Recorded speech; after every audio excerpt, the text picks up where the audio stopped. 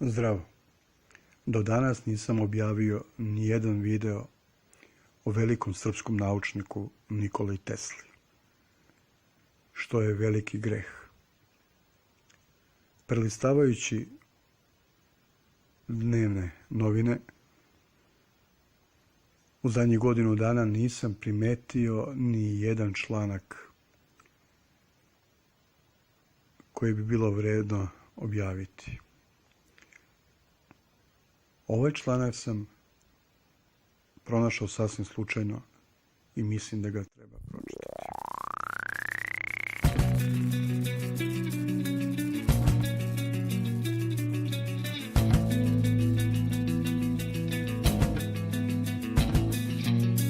A creator of alternating currents, physicist, futurist, engineer, Serbian American inventor, a visionary beyond compare.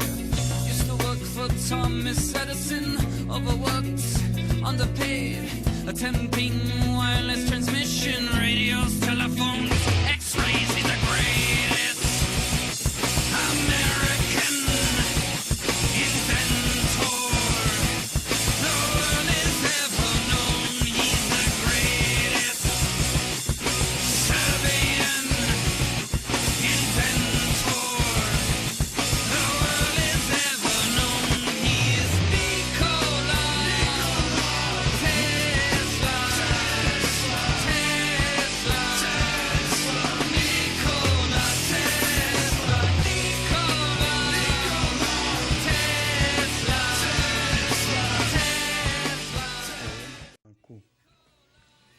Saznao sam neke nove stvari.